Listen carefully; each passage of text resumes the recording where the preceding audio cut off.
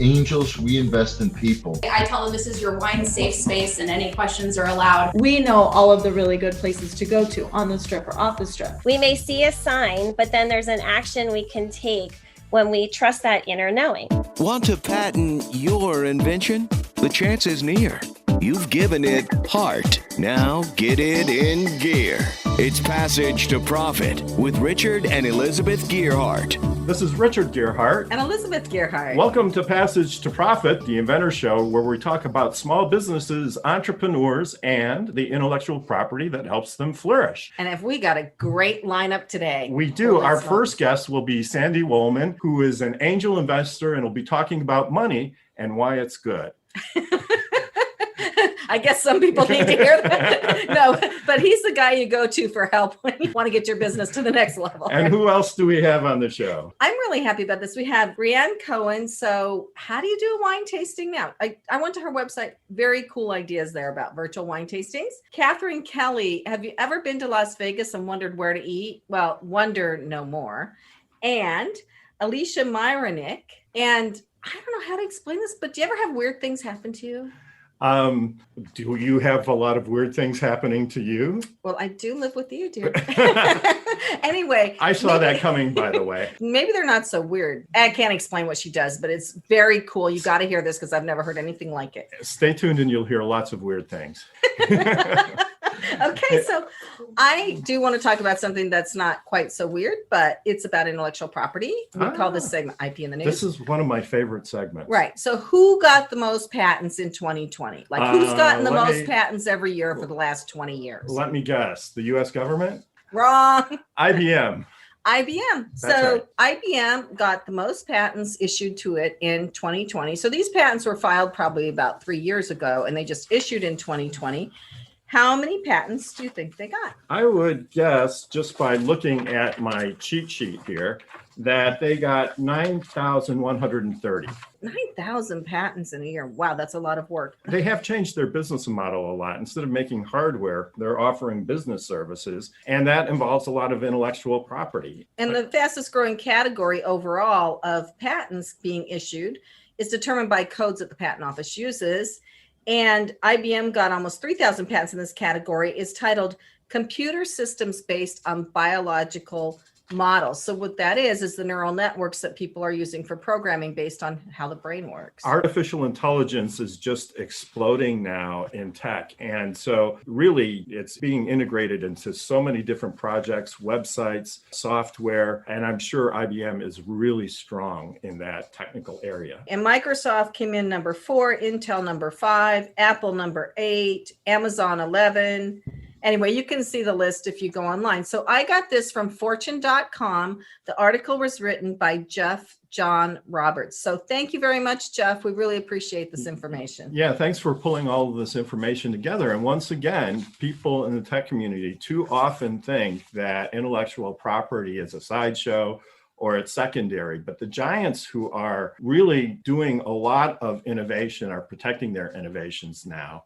And so it's just something to keep in mind. If you're an entrepreneur, having a patent can do a lot for you. Some companies actually will purchase your patent. Google has a purchase patent program, for example. So it's all something that you need to keep in the back of your mind. Right. Well, this year, the PTO did extra service for inventors where it has a place on its site where you can find out people who want to license patents. And so it kind of matches up inventors and licensees. That is such a great idea because there are so many inventors that have good technologies and they just can't find a way to get it to the market. But if they put it on the site, maybe somebody who can will take an interest. So now on to Patent Palooza. This is our fun with IP. Yes, something completely different. So I'm not exactly sure how to introduce this because speaking of weird, it is a little on the weird side. It's for men. Have you ever been really 3 sheets to the wind and had to go use a urinal? Not ever. Not ever in my life. This guy's got the invention for you. The inventor is Eric Page.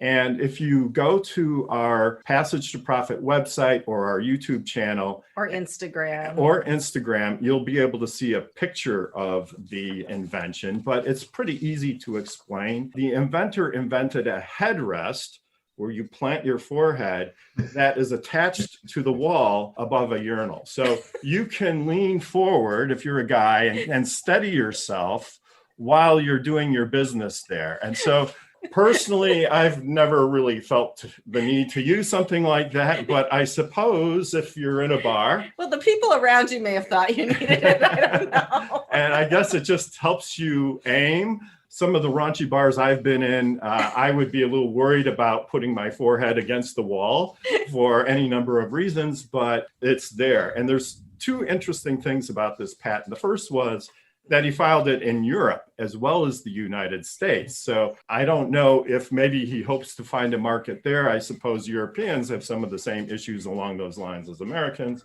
And the other piece is that this patent was cited against two other urinal headrest patents. A lot of men have this problem. So I guess this is going to become a thing where men are always talking about how they need extra support. And I think this is a good example of the type of support men need. With that, we get to introduce our guest. Oh, no.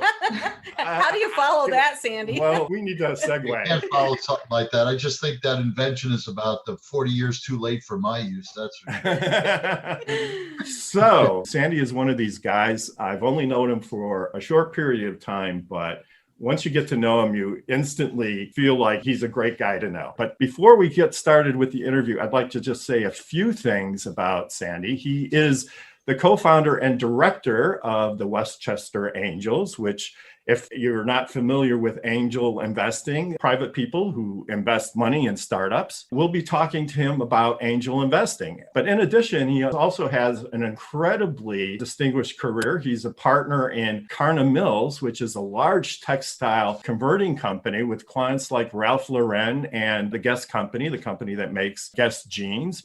And he is also a product development manager, or was a product development engineer working at 3M. And he got a patent, yippee, on improved type of Velcro. And he worked next to Art Fry, who was the inventor of the Post-it note.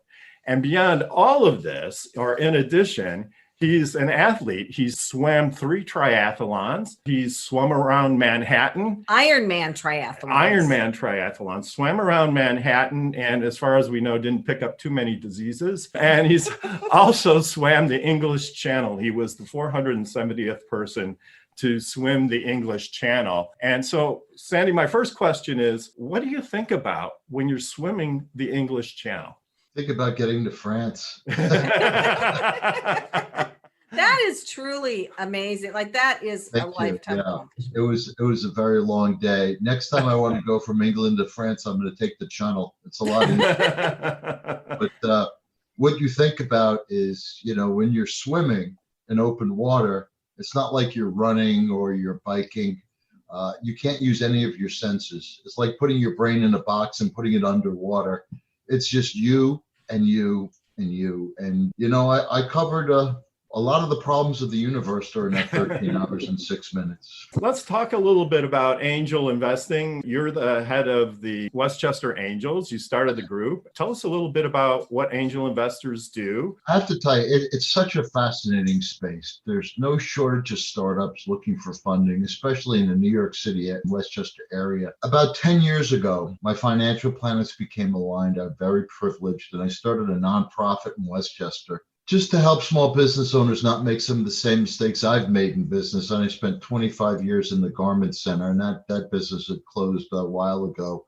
And I dealt with some of the most challenging people on the planet. And I just wanted to prevent small business owners from making some of the same mistakes I made. And we help people that want to open up a local deli, a hair salon. You mean, what's an LLC? Why do I have to open up an LLC? Those kind of basic questions. And we work through the United Way and an SBA lender, one of the largest in the area, Community Capital New York. They fed us clients. And I had 17 carefully vetted volunteers that weren't selling their services under our umbrella. And we helped about 65, 70 companies. And we started running into companies that had scalable business models that were suitable for angel investing. We didn't know much about angel investing. My co-partner, Jeff Lair, and I, literally over a couple of beers on a Sunday, we planted the flag and said, now we're the Westchester Angels. And we treated ourselves like a startup. So back to answer your question, angel investing, we're the first people in the ladder that a startup is going to come to for funding after friends and family. So after Uncle Fred gives the grandson or the granddaughter a couple of bucks because we love you, I have no idea what you're doing, we're the next ones in line. We have the most risk. We're dealing with a lot of pre-revenue companies. Sometimes we're dealing with revenue companies that are just coming up the right side of the hockey stick. There's a little bit of revenue, so there's some market validation. So it's, everybody knows about Shark Tank on TV, and Shark Tank's done a really good job of educating the public about what angel investing is about, but we're real life angel investors, and we fund startups from A to Z. It's a really fascinating space. There's over 100 accelerators and incubators in Manhattan alone. It's a tremendous feeding system for the angel groups in the New York area. In addition to running the Westchester Angels, I also started an initiative called the New York Area Angel Alliance, which brings together all of the leaders of all of the angel groups in the tri-state area, the Golden Seeds, the 37 Angels, the Gangels, the Harvard Business Alumni School. And we all get together every month for monthly deal flow calls. So we're very fortunate that we're able to do that. And the Westchester Angels were the new guys on the block, and we're getting really good deal flow because we're getting referrals from some of the biggest angel groups in New York City. And it's going to take me out to my old age. There's no shortage of startups. It's a fun space. Certainly intellectual property is part of the conversation a lot of times when we do due diligence. Do you specifically do tech? Do you do all different technologies? Will you do fashion? Will you do consumer products, or are you in a niche? We look at all industries. We don't go to biotech because that's a very long market validation process, clinical trials. So we're not looking at chemicals or molecules going through trials. But we're pretty open to every other industry. We just partnered with Jumpstart Angels in New Jersey, back in your backyard, and we're sharing deal flow with them, and that is a very exciting relationship. But, most angel groups would be open to most industries, and then it really gets down to the expertise that you have within your membership once you get into due diligence. So if I'm a CEO and I'm starting a business and I want to approach an angel group for funding, what do I need to know? The first thing you need to know is that angels only make money if there's an exit. So if you're looking to start a business and grow it, but not to sell it or have an exit, angel investors would not be the place for you to look for funding. We only make money upon an exit. And by exit, you mean the sale of the company of some sort, either to a larger company or. And usually if a startup says that my exit is an IPO, we usually say next. That rarely happens. I haven't seen it happen yet in 5 years with the angels investing, even in the tri-state area with all the other angel groups. In your slide deck, you're just starting your business and you have to tell us simple-minded angels how you're going to sell it. It's kind of like an oxymoron. You're just starting it, but you have to give us a compelling reason of how you're going to scale your business and what your plans are to sell it. Ideally a 3 to 5 year window. And that's what angel investors look for. If you're looking to grow your business, but you're not looking to sell it, angels would not be for you. So Sandy, do you give a lot of counseling is my first question. And then my second question is, what percentage of the exit funds do you take? It depends upon the cap table. Usually our investors are going to invest anywhere from 10 to 25,000. Some other angels will put more in. If you're investing, it's a constant struggle between increased valuation and dilution in subsequent rounds. I don't know if I could put it in terms of a percentage. Every deal is always different. It's a really collaborative space. All the angel groups in the tri-state area, we collaborate. It's not competition. And this is a risky investment. On average, 70% of angel investments across the country are going to fail. So you shouldn't be investing with house money. You have to be an accredited investor. But we do 2 things or 3 things to help eliminate the risk. We do a lot of due diligence. We have a lot of fun along the way. We're serious about investing, but we add a lot of value. We want to help startups succeed, whether we write a check out or not. And we learned a long time ago that you can't help people that don't want help. We've run into 23-year-olds that have never received a paycheck before in their life, and they seem to have amassed all the business knowledge on the planet at that right young age of 23. I'm 62. I'm still learning. I keep learning. So we can't help people that don't want help. 99% of the people that come to us, the startups, we're here to help startups, and we're here to help along the way.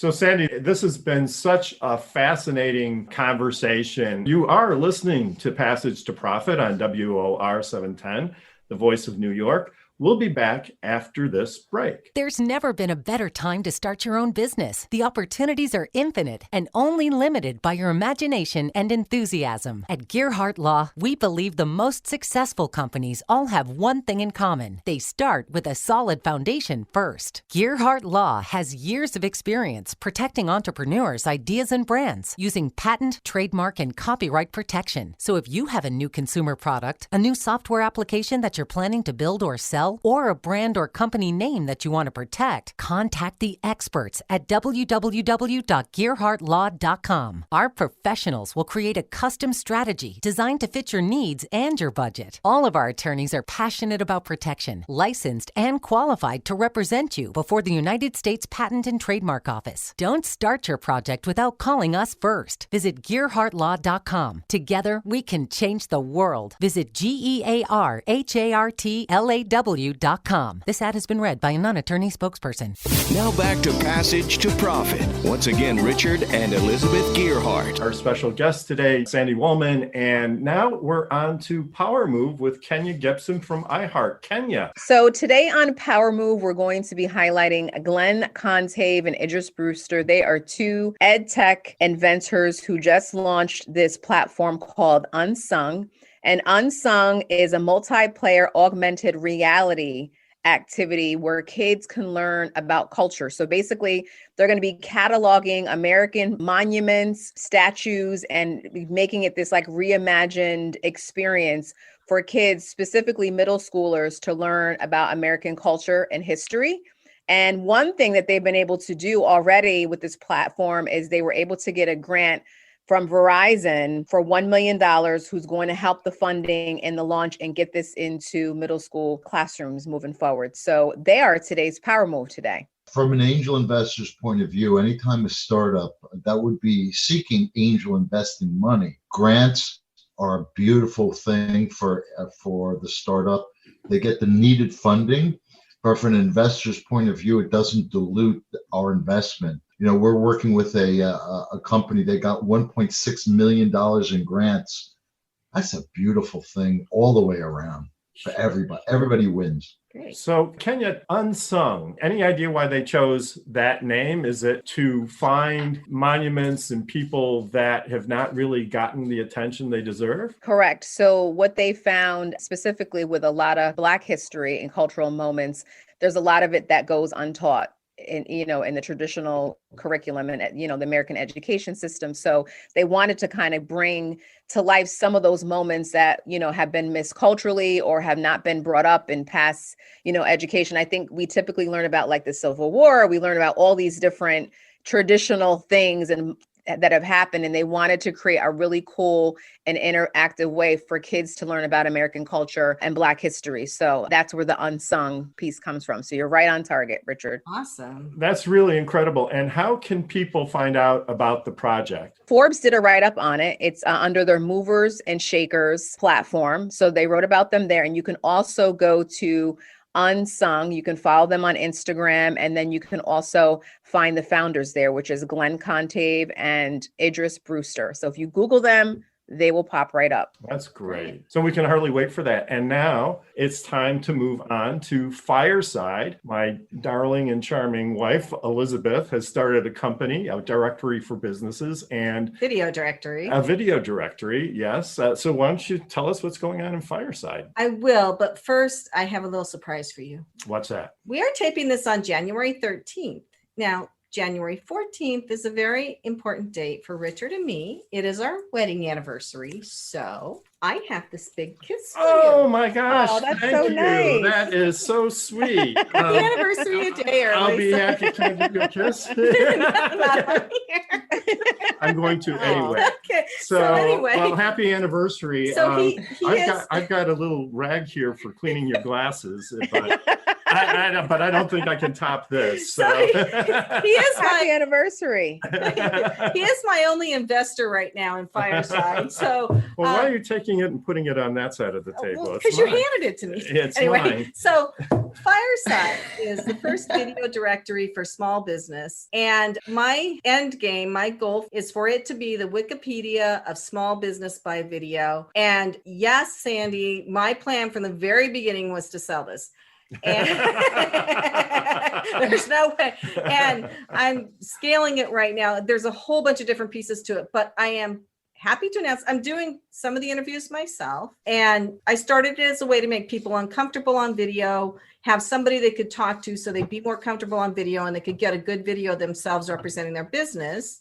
Now, since COVID, we moved out of the studio onto Zoom, which actually helped Fireside because everybody's used to being on Zoom now. So I'm getting tons of videos, but somebody insisted on paying me. So I was doing it for free because the economy is in a shambles right now. But I got my first payment for Fireside. Yay! Yay. So I'm continuing forward with this. I've been building it. I filed my LLC last spring. Once I hit 100 videos, I'll move on to the next phase, which will be marketing. So there's a whole lot to it, but anybody with a business can be on it. They can send me a pre-done video, or I can interview them if they want a different way to talk about their business, because the way I do my interviews is really different than the way other people do their interviews. It's all about you and your business, and I interview you as if I were going to hire you. So anyway, I'll let you know more next week. I am so excited about our next presenter. How do you do a wine tasting in the time of quarantine? Well, Brianne Cohen has a virtual wine tasting way to do it. And I went on her website and she has creative ideas. I'm so excited to hear her talk about it. So welcome, Brianne. Thanks so much. And I just want to say that I know how to taste wine, not virtually. So. I know how to drink wine. But please tell us about your project. Of course, of course. So pretty much pre-pandemic in the before times, my business had two arms. I was an event producer, large scale events, mostly nonprofit, LGBT focused. As we know, that is not happening right now. You know, that's that side of my business, which was the majority of my business, is in hibernation. And early on in the pandemic, I mean, my first virtual wine tasting was on March 19th. And when I look back, it just seems like 100 years ago. But I just had this idea. I'm home. I'm a project manager, event producer, type A. I had to put everything to the side. And I'm like, what do I do now? I am a certified sommelier, which means I spent a lot of money and a lot of time studying wine and learning how to drink professionally.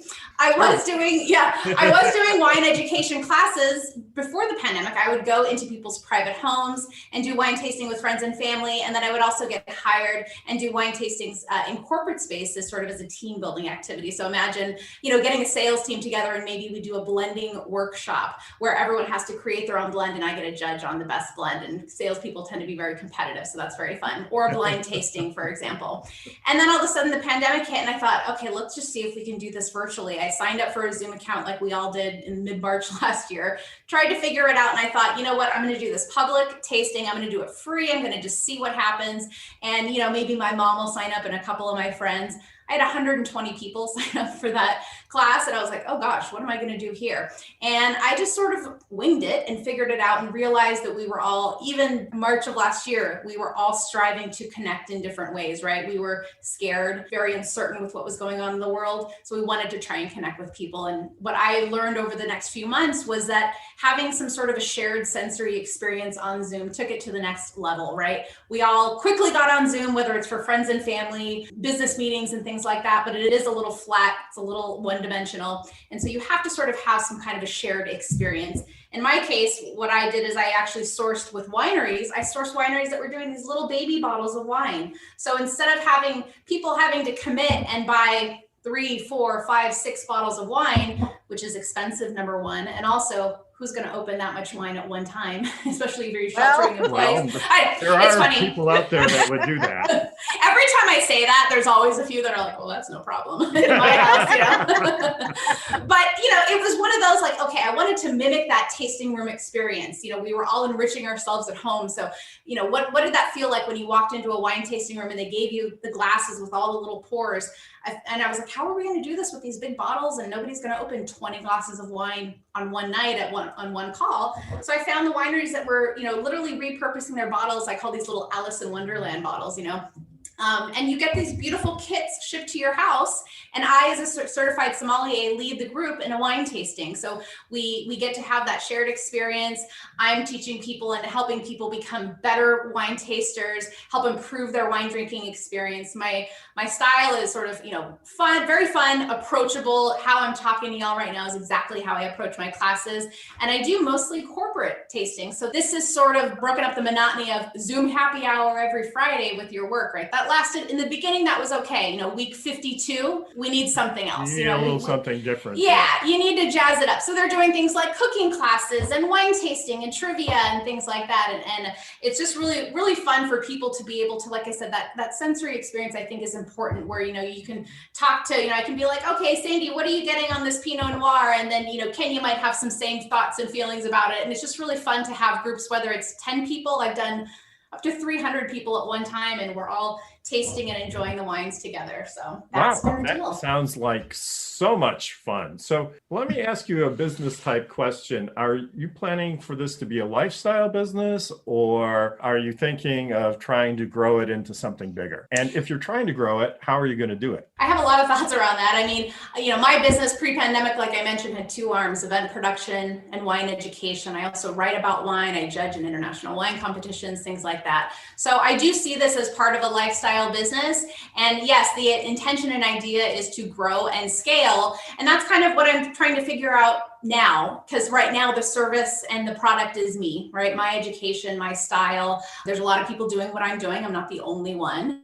And so when you think about scaling, obviously you're thinking about how do you replicate yourself? How do you hire people or educators who can do the same thing I do and provide the same vibe maybe that people are seeking out? Because there's a lot of people know a lot about wine. There's a lot of people that teach wine, but there's been a gap in the market in that you have sort of the old school way of doing it and then the new school way. I'm definitely more in the new school. I'm not coming on the Zoom call and intimidating people and talking about Grand Cru, Bordeaux wines that they will never taste in their lives. We're sitting there and talking about, the questions I get mostly are there actually plums and cherries in the wine? When I talk about things that I smell and taste in wine, people don't actually know. They've never felt comfortable asking those questions. So I tell them this is your wine safe space and any questions are allowed. But yes, the scaling, that's kind of actually where I'm at now, that struggle of, do I keep this business as myself, just solely doing the education, or do I hire other educators to replicate what I do? And I'm also, in a unique position, I think, like some entrepreneurs, where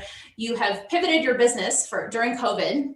And so now my business is 100% virtual. That's what it is. So what does the reverse pivot look like? How is this business going to survive in a post-COVID world, right? When everyone's vaccinated in a year or so or whatever, and we're moving around in the world, what does that look like? Well, certainly there's a lot of excitement and enthusiasm. That is really important part of the conversation. But I didn't hear the magic word. I want to sell my company. Scale, that's really important.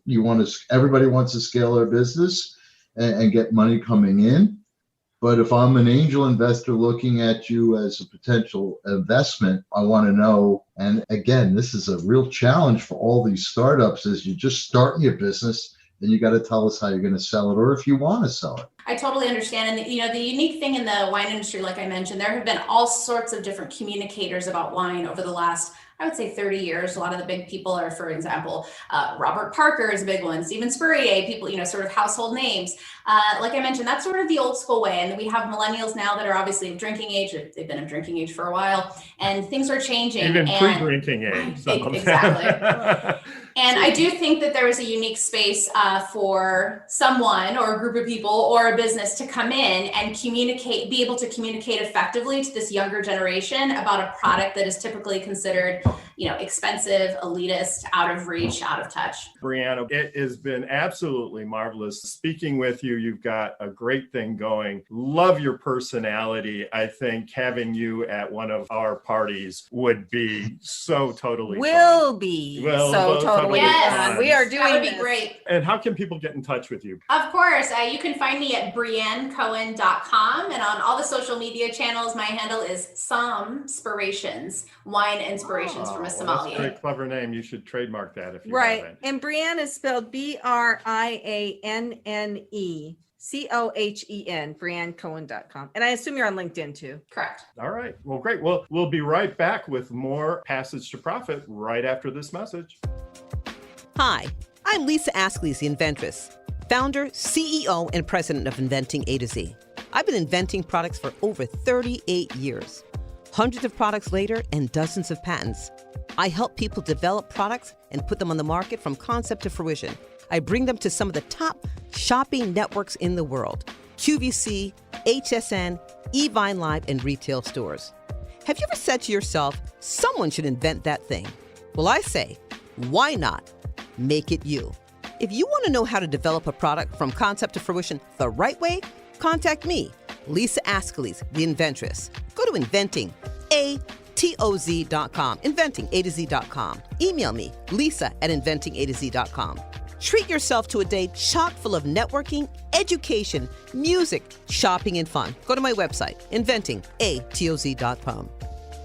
Passage to Profit continues with Richard and Elizabeth Gearhart. We've been having just the best time, and we just got done talking about wine tasting, which, if you haven't had a chance to hear the full program, you need to go to our website where you can pick up a podcast. You can go to the iHeart application where you can also download the podcast, plus all the other podcast sites. But also go to our YouTube channel, please, and please subscribe. You can see everybody's beautiful faces there. And plus you get the visuals too. Yeah, you know? we cut in visuals of things like the funny patent we talked about today. Yeah, if you can't wait to see that, then Yeah. you should tune in.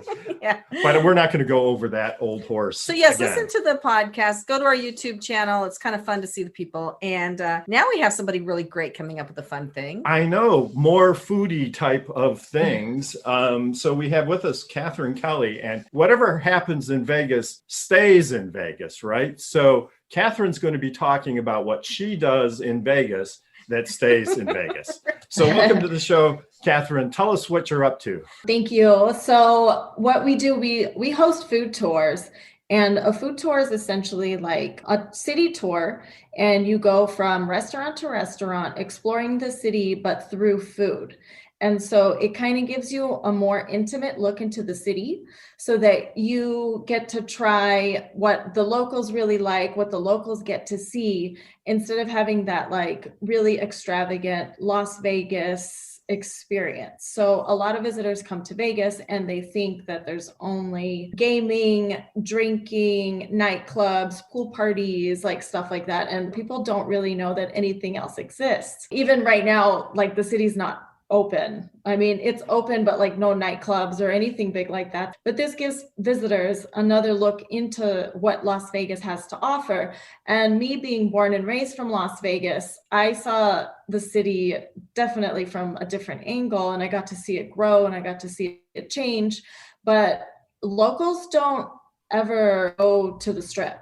And then when we do, and I actually worked on the Strip for a very long time, but when we do go on the Strip, we don't do really what the tourists do. We have our favorite places, and all of the industry workers, like we know all of the really good places to go to on the Strip or off the Strip. So I decided I wanted to show people what they actually need to be doing to get like a real Las Vegas experience if they wanted to see the city in a more intimate way. So everything's kind of based around food. Like in this day and age, everybody's a huge foodie. Everybody wants to know like where's the best place to eat, and whether it's on the Strip or off the Strip, we have tours for you. And we take you to probably, depending on the tour, but an average about 5 places. And you try a bunch of small dishes that those restaurants have to offer for a complete meal. It's an amazing experience, and you could try a bunch of different cuisines, a bunch of variety from like super casual to high end. You can get cocktails, drinks, wine.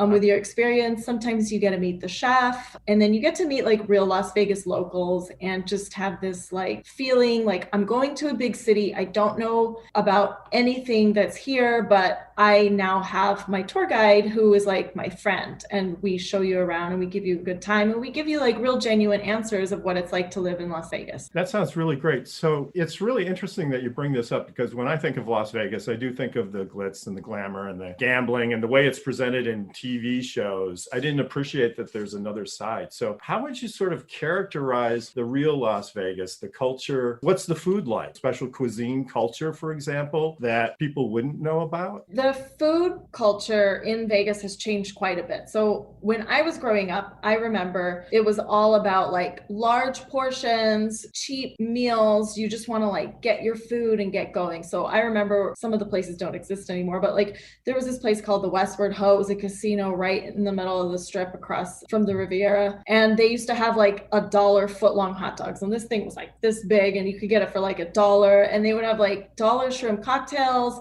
You could go anywhere and get like a breakfast for 99 cents. 2 eggs, sausage, bacon. So it was all about like best bargain. That does not exist anymore. About 10 years ago, maybe about 15, we started to see like a little bit of a change towards the celebrity dining culture. And then it was all about these huge chefs, like big name chefs, and they would super upscale high-end restaurants. And so then you kind of had this extreme, either like you're spending top dollar for high-end celebrity chef dining experience, or you have like a super low end. But now what's happened is a lot of chefs who trained in all of these restaurants, super talented, but they realize that there's this market and an evolving scene here in the city. And so they've left the strip, they've opened up their own restaurants, and they've taken their creativity and they've done marvelous things with the food and food culture and how creative they are. So now we have a little bit of everything. And actually Vegas, I would say now is like locally chef driven. Catherine, good luck on your new business venture. It's very exciting. How do you get your platform in front of your users? I mean, are you working with hotel concierges, or how do you know who's coming into Vegas so they could use your platform? We use other platforms such as like TripAdvisor, Expedia, Airbnb, and we also have a website. So for like people looking for things to do. So I would say that those are our biggest avenues for people to come and find us. Right. So how do you drive traffic to your website? That's really important. Just SEO optimization and Google Ads. So those are always changing and evolving. So we're always trying to figure those out. Have you thought about reaching out to big hotel concierges? Because we're travelers and we usually rely on the concierge to tell us where to go. I would think that would be a pretty good way for you to spread the word about your services through hotel concierges. This has been done. I mean, I've tried to do this. So there are a little bit of issues because the hotels, they kind of control the market. And so if you're not going to their restaurants and staying inside their property, they really don't want to sell your tours. So it's difficult. So we do, and you just have to keep trying and pushing to get the concierge to actually want to sell your tours. That's difficult. Yeah, I mean, whether or not they're getting money from the back end from the restaurants as well. I know how that all works. Well, everybody works off a commission. So, I mean, if anybody here is going to be like selling your tours, everybody wants commission, but sometimes it's more than just that. They want you to stay in the hotels. We might take them to one restaurant in their hotel, but we're going to take them everywhere because we want to give you like an actual true Las Vegas experience, like that the locals would go to. It sounds to me, though, that there is a market for your service for sure. And how long have you been in business, and have you done a lot of tours? Yeah, so we started about 5 years ago. And so we really started growing. And I think food tours in general, like it gives other people an option for things to do in the city. And since gaming and like nightclubs haven't been as popular for the younger crowd coming into Las Vegas, we offer that other option to do. And people really love it. Like we've gotten amazing feedback. And then COVID happened.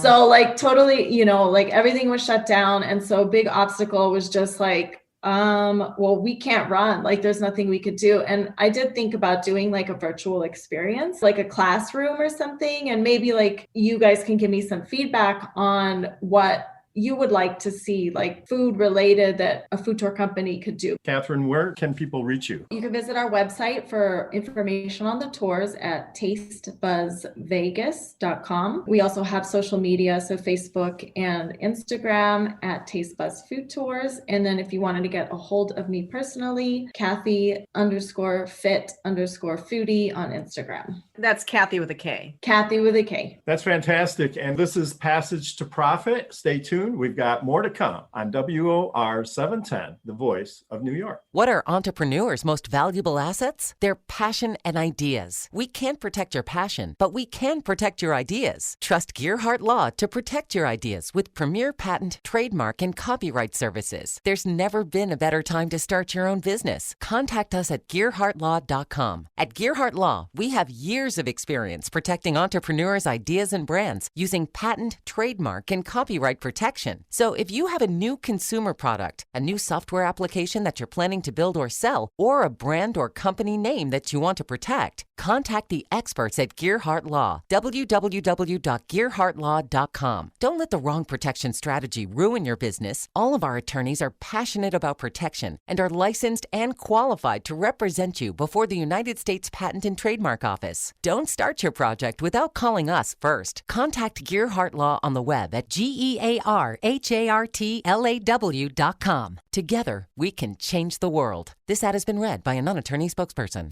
Now back to Passage to Profit. Once again, Richard and Elizabeth Gearhart. And if you're just tuning in, you missed some great stuff. But you can catch it on our podcast tomorrow, or you can see it on our YouTube channel. And we're also all over social media, Passage to Profit Show. Our final presenter is somebody who I spoke to, and I just think what she does is so different and so cool. And I'm going to let her explain it. Her name is Alicia Myronic, and she has Myrony. Welcome, Alicia. Thank you so much for having me today. I'm so excited to be here, and it's been amazing to meet everyone else. But yeah, Myrony is a word I've created where it's my irony, and it's the crazy coincidences that happen in life that we can't explain. It's also another word for sign or synchronicity, but it actually has its own definition because it's synchronicity in motion. We may see a sign, but then there's an action we can take when we trust that inner knowing. So yes, everyone has these Myronic experiences, just not the way I spell my last name, because that's actually how it's pronounced. And so that's Myrony, which I have a podcast. And I'm also creating a movement for people to share their Myronies in addition to their selfies on social media, because Myrony is literally the opposite of selfie. Fascinating. Can you explain that a little bit more? I guess the person who's going to be creating this has to have some crazy stories, right? My story started 16 years ago when my father was terminally ill, and I was basically engaged and married in 6 days in the same hospital I was born in. My dad was in hospice care in the hospital. And so I was actually born, engaged, and married in the same hospital. So if anybody wants to hear this crazy story, you go to my podcast, That's Myrony, and explain this whole story. But I would see these signs that, like, literally the first wedding dress I tried on ended up being the dress of my dreams. The shoes were the last pair of my size.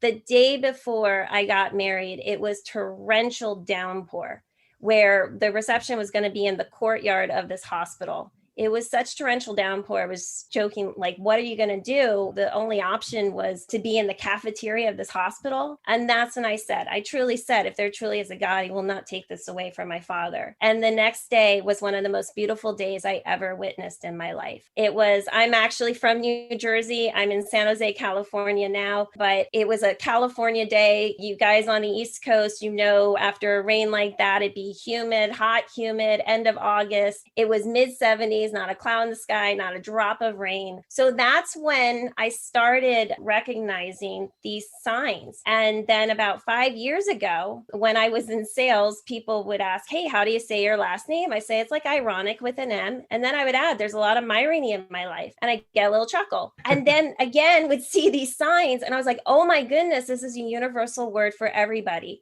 My irony. It's your own personal irony, whatever you want to say, but it's these signs that we can't explain. And so I really would love to see people share this on their social media, give another form of content besides just selfies, because Myrony is something so much greater than ourselves. I love this. I think this is great because there's a lot of signs I've had in my own life where I'm like, that means something, right? I guess my question for you, how do you know when you see a sign, right? And then the second part of my question is, then what do you do? Like, when do you know when to follow? Like, what discernment? Like, how do you exercise that? So one of the biggest things with this is you'll see a sign and just pay attention to it. Just even acknowledging it, but really then trust that intuitive pull that you get, that gut feeling.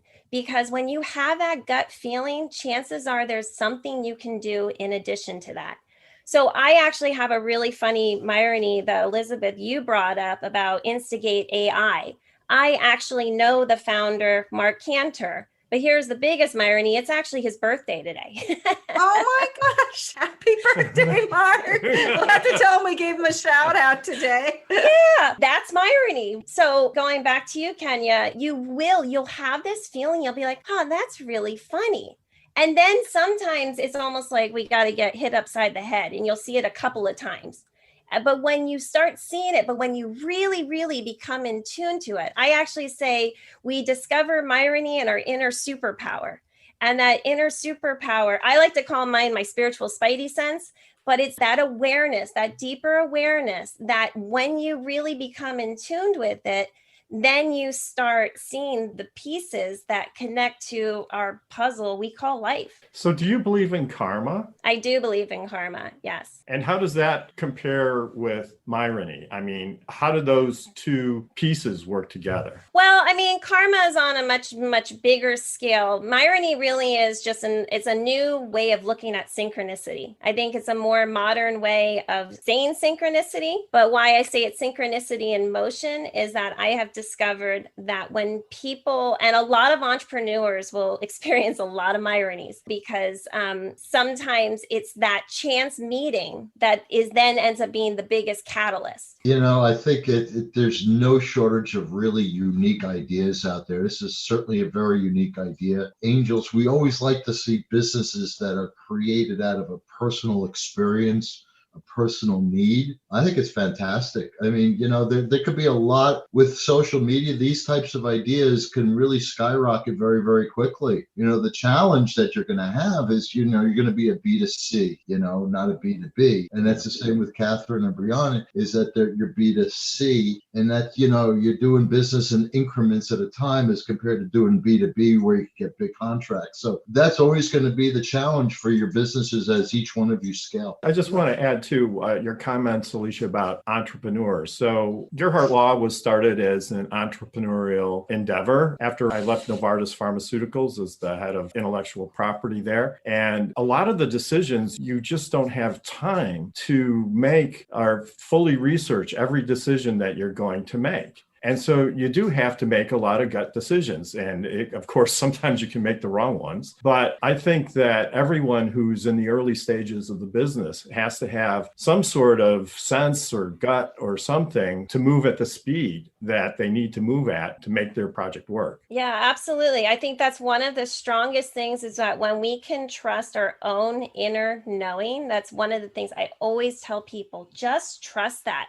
When our mind that decides to play the hamster wheel just keeps spinning and spinning and spinning, it's just like, take a moment, sit with your heart and your soul and feel, what is that really saying? And it's really amazing. And when people start becoming more in tune with these signs, you'll just be amazed. Literally, miracles in your life and in others will happen. It's really incredible. I really feel like right now people are looking inside more. Really, because they got no place to go. Right. But where else do you look? But how do you pick people for your podcast? Like, if I wanted to be on your podcast with my weird cat story or whatever, how do you choose who gets to go on? I ask people, if you have a irony that you want to share, that your stories, and that's why entrepreneurs definitely, there's so many hills and valleys in what we do. And chances are, if you have a story you want to tell, I would love to have you as a guest on my podcast. Excellent. Great. People can find you at the website. That's Myrony, MYRONY.com. Correct. Yep. And I'm all on social media, Facebook, Instagram. And then anybody who wants to email me can email me at Alicia@that'smyrony. So that's ALYSHA @that'smyrony.com. That's great. So listeners, if you're interested in sharing your Myronic story. Yes, it's actually Myronic. By all means, make sure that you contact Alicia. Or if you want to hear Myronic stories, listen to our podcast. Yeah, Yes. I'm intrigued. This could be a new thing. So thank you very much for joining us. You're listening to Passage to Profit. Be right back. We've got some more coming up after this commercial message. There's never been a better time to start your own business. The opportunities are infinite and only limited by your imagination and enthusiasm. At Gearhart Law, we believe the most successful companies all have one thing in common. They start with a solid foundation first. Gearhart Law has years of experience protecting entrepreneurs' ideas and brands using patent, trademark, and copyright protection. So if you have a new consumer product, a new software application that you're planning to build or sell, or a brand or company name that you want to protect, contact the experts at www.gearhartlaw.com. Our professionals will create a custom strategy designed to fit your needs and your budget. All of our attorneys are passionate about protection, licensed and qualified to represent you before the United States Patent and Trademark Office. Don't start your project without calling us first. Visit GearhartLaw.com. Together, we can change the world. Visit GearhartLaw.com. This ad has been read by a non-attorney spokesperson. Now more with Richard and Elizabeth. Passage to Profit. This has been such an incredibly fun show. I've had such a good time. Right. We're coming to the end of the show. If you've missed it, don't worry. Go to our YouTube channel, go to our podcast. We're on all the major podcasting platforms. Go to iHeart first, of course, because this is an iHeart show. Passage to Profit show. Our guest was an angel investor, Sandy Woolman at westchesterangels.com. And you can find him on LinkedIn. We had our Power Move segment, which is pretty cool, with Kenya Gibson with a P, Kenya Gibson at iHeartMedia.com. So iHeart does a lot in the digital advertising space. They're cutting edge. They do a lot with radio stations, obviously. And as we say every show, Gearhart Law has been dependent on iHeart Digital Services. For several years, they're fantastic. They've got brilliant people and their stuff really works well. And we say advertising on radio is an effective low-cost solution compared to TV or what have you. So if you have any needs like that, Kenya Gibson at iHeartMedia.com. Then we had Brianne Cohen, virtual wine tasting, and she has got this really great way of doing it, and it's really fun, and she puts herself into it, and her personality is to die for. It's bubbly. You want to be her best friend because she's so fun. So her website is BrianneCohen.com, BrianneCohen.com. Then we had Catherine Kelly with Las Vegas Food Tours, and her website is tastebuzzvegas.com.